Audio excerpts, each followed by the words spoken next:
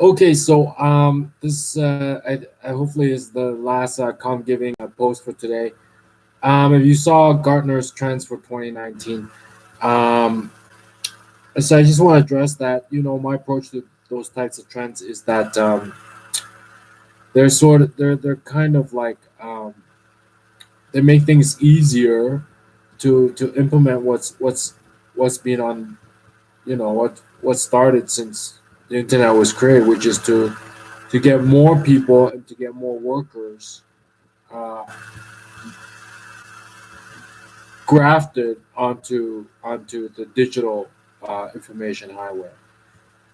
So anytime, so the sort of like the one of the first things was like from DOS to Windows, or from a graphic DOS to a graphic user interface, and the reason they did that was in order to get it into offices, so regular people can type on word processors and so on and so forth, and they can use their mouse to click around.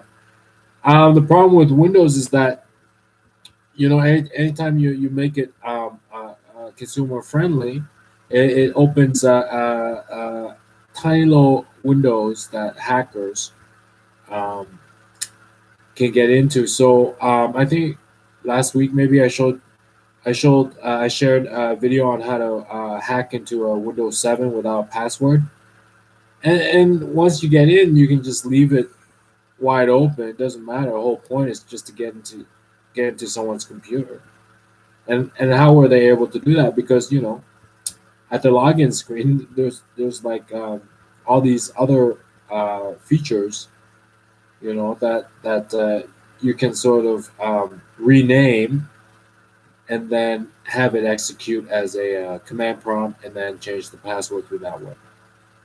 So all these trends that Gardner has described is really sort of a user friendly movement, right? For non DOS programming daily users who want to take advantage of like e-processes, um, managing remote offices. And remote, I mean like you got a head office here, and you got a satellite office in another country. Um, Collaborating together on the internet instead of in the same boardroom. So it's really all those things are for non-DOS using people in order to um, take advantage of labor is cheap over here. They got something going on in this country. They got strong engineers in Helsinki. They got their offshore bank in Cayman Islands, and they got a factory in China, and then they got the sales marketing office in the Midwest. Those types of things, it's breaking physical geographic barriers, but but you know all these collaborative tools, all these sort of like you know edge tools and things like that. Internet of Things, cloud, storing something on a cloud so somebody in Asia can access it and all that stuff.